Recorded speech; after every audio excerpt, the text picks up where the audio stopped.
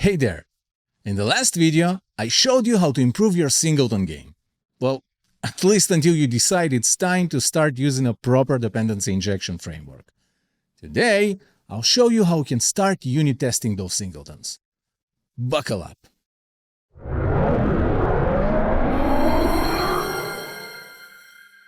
I recommend watching the previous video to better understand what's going on here, but here's a super quick recap anyway.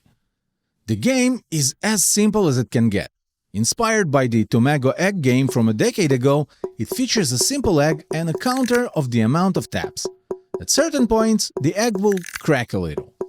Instead of using the traditional Singleton access, I use source-generated interfaces to decouple the contract from the implementation. Now, instead of asking for a DataStoreManager, the code asks for its interface, regardless of what implementation it might receive. Let's go over the code real quick. The egg is a UI button. When it's clicked, it notifies the GameManager, and in case it's time to crack, it triggers the cracking routine. When the GameManager is notified about an egg tap, it increments the amount of taps by 1, saves it in a DataStoreManager that is responsible for persistence, plays a tap sound, and updates the UI counter. And I also have two implementations of the DataStoreManager. One that uses player prefs, and one that uses RAM and resets every game restart. If you want to learn how unit tests work in a Unity game, I have a video on that. The link is in the description. Here, I create a PlayMode test assembly called tests, and when it's done, I create the first test class. It's going to test the GameManager, hence the name. My game is in a separate assembly, so I need to add a reference in the test assembly definition, as well as a reference for the source generators package discussed in the previous video. Now, just hit apply and open the test class.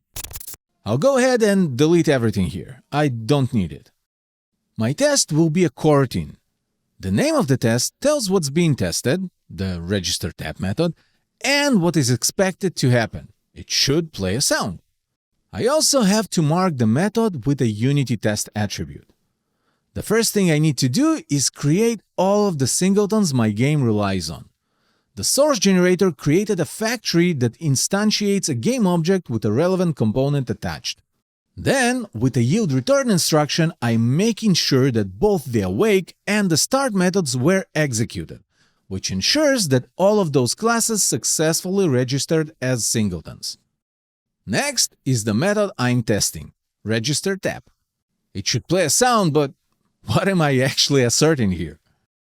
Also, there's an issue with the Singletons here. For example, the DataStoreManager.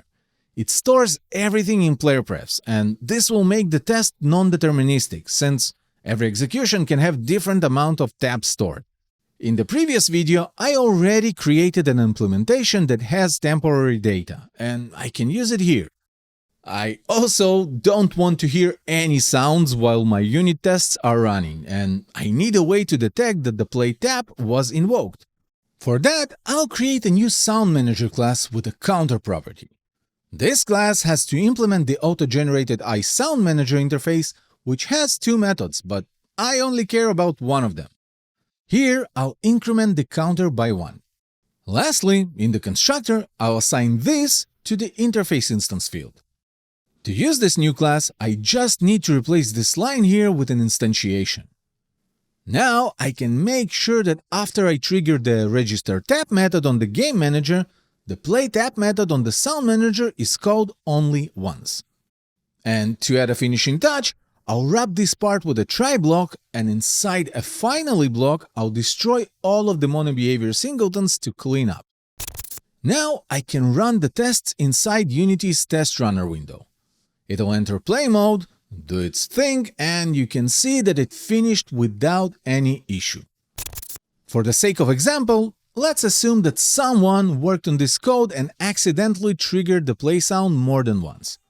It can be here in the GameManager, or the additional invocation can happen somewhere downstream. It doesn't really matter. If I run this test again, after it finishes, you can see it failing, signaling that something went wrong. Here in the details, we can see that play sound was expected to be triggered one time, but was actually triggered twice. Note that this approach doesn't solve the fundamental issue with singletons. It only lets you mock them, but even the mocked instances are a part of a global state. Additionally, you have to know exactly which singletons to instantiate before a test. Dependency injection, for example, solves it with a constructor. It forces you to provide the correct dependencies. Here, you need to guess. Not to mention that all your mocks have to have this little part here that just adds to the boilerplate. My advice: the moment you start feeling that you're greatly benefiting from unit tests, it's time to switch to a DI framework. Until then, keep on creating, and I'll see you in the next one.